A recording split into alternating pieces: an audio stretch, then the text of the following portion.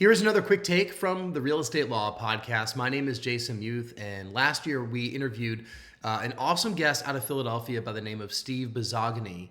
Steve is an expert in gifting, meaning giving gifts after a transaction, after a deal, as a way of saying thank you, not just doing it at the closing table. But Steve understands how to continue to give gifts over time. The strategy there is to remain top of mind with relevant things that the person that you did the deal with will keep remembering you and then refer you to other people and do more deals with you in the future. In this quick take, we talk about some things that Steve finds to be really good ongoing gifts. Think about things that you use all the time in the kitchen, outdoors. We're trying to move away from swag and the kind of free stuff that you get at conferences. And we're moving into memorable, personal type things that you as a gift giver who made a lot of money on a transaction can say, thank you so much for doing business with me. I was thinking about you. I wanted to get you this. Steve's strategy also is not just to give gifts right there at the closing table or right there thereafter. He actually makes it a point over time in the months and years after the deal to remain top of mind with future gifts. So it's a really great idea if you're not implementing a gift strategy with your clients, whatever your business is. It doesn't have to be a real estate agent because gifting and this type of strategy works across the board. So give it a listen. And if you have any other questions, you could reach out to Steve in the links below to learn more about his gifting strategies. I actually have a whole list of bad gifts. I have a bad gift list. So the swag, because you just mentioned swag, that's one of the items on there. The problem is what people give, there's promo and there's gifts. Promo is about the giver, gifts are about the receiver. And when people give promo as a gift, like both have a place in business. One is you just have to use them for the right place. It's when they mix the roles up and use promo as a gift, that's where you get screwed up. Because, now it's like about you. But like promo, to answer your first part of the question, it makes perfect sense. Like if you are at like a trade show and you are promoting yourself, it's fine to use promo. Or if you're at a charity event and you're a sponsor for the event and you're promoting yourself, fine. That's cool. That's whatever. But if you can you give gifts is when, make it about the giver. So to answer the second part with the bad gifts, like some people say a good gift for a thank you is just like writing an email and saying thank you in an email, which, guys, look, a thank you email is nice, but that's just the end of a transaction. It's not an actual gesture. Alcohol is a terrible gift in so many different ways. Any kind of food item is a terrible gift because, I'm going to make fun of real estate agents because I am one. I'm allowed to say these things. So basically, the stereotypical real estate agent gift at settlement is a bottle of champagne and maybe like a fruit basket or some kind of crazy, stupid thing like that. So basically, what they'll do, one, it makes one impression. You can't stay top of mind with one impression. Two, if it's alcohol, who knows if they're an alcoholic? They have an alcoholic family member. They've been abused by an alcoholic. They have, maybe they just don't drink. Or worst of all, what if they're like, I don't know, a champagne connoisseur and they get this bottle of champagne that you just bought at the store, bottom shelf for $20, and they're going to think, what a piece of crap this guy is for, he got me dirt champagne. So like you can screw this gift. That's a million ways to screw that one up. I also say events and experiences that are like taking people out to lunch, expensive steak dinners, NBA games, football games, like those are as nice as they are. They do at the end of the day only make one impression. And like the example I use is if I was getting interviewed by a marketing company to work there, and they said, "Oh, why should we work here?" And I'd be like, "Well, it only cost me like $300 to make one impression." And they'd be like, "You can get the F out of here. $300 for one impression. We're not hiring your ass. Get out of here." Mm-hmm. So, and that's another one. So flowers are on there. They're only like, they last about a week and then they're done. You're not top of mind anymore. And then like we were talking about, my last one is like the swag bags, the promo items, and then gift cards and e-gift cards are just absolute terrible. Nothing says I don't have enough energy to put any time into building a relationship with you better than a gift card.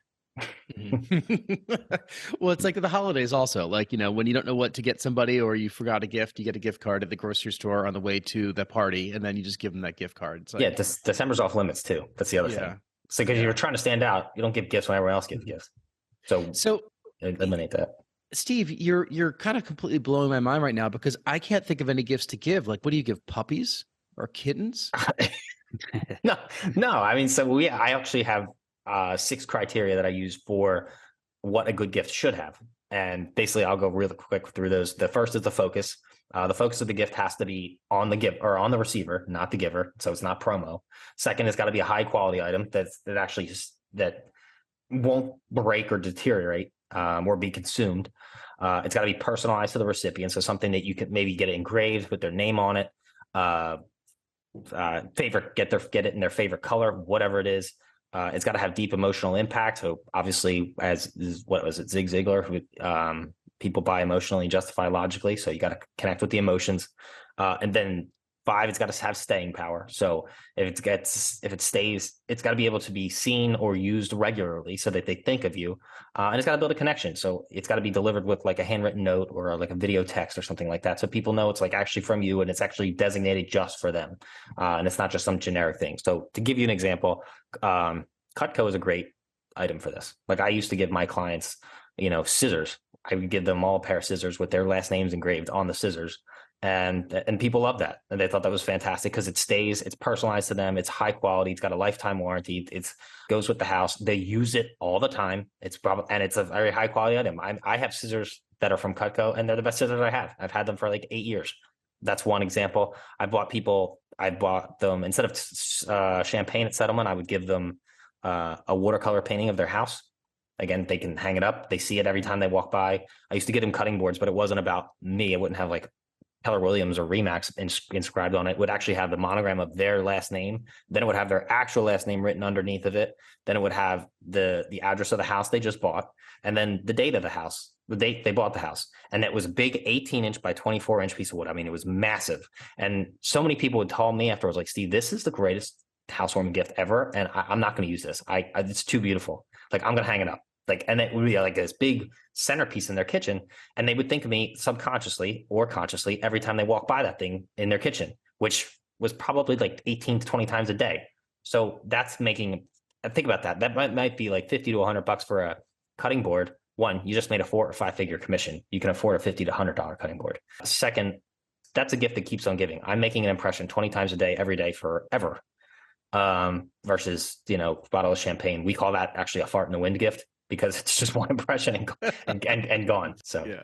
The paintings of the house, my sister, who's actually a realtor in our office, does that for her seller clients when they sold a home, especially as they're leaving. It's a token to remember the house that they just sold by. So hopefully that's a good gift. That's good. But I'm thinking through some of the ones that you said, and I am guilty. I've given the champagne bottle before. No judgment, and those are either consumed or they're gone now, and they're forgotten. I want to run a couple gifts by you and get your impression, and be brutally honest if these are no problem. Good or bad. I'll give you the Philly honesty. All right. For clients, usually buyer clients, when they're moving to a new neighborhood or town, I will go out and seek glassware, or I've done pillows, things that are embroidered with the name of the town or something that's kind of like welcoming them to the town. That's cool. I don't know if glassware is particularly good or not. But that can chip and be broken. I do that. I've actually given clients, like past clients, after they bought their house, obviously I tell them at settlement, hey, I come with the house, and they know that they expect to hear from me afterwards. So when I find out that a lot of times they'll buy houses unmarried and then they'll get married later, and I find out when their wedding is and they tell me, oh, we're getting married, or I get an invitation or whatever, I actually will buy them champagne flutes with their names engraved on it. And one will say like the date of their wedding, and it will have, groom, his name, and bride, her name. And that way it's almost like, and I make sure that they're delivered before the wedding so they can actually like bring it to the wedding and use them. So I do that basically. And that's obviously something they'll keep forever. So glassware is great as long as it's got a cool story to it.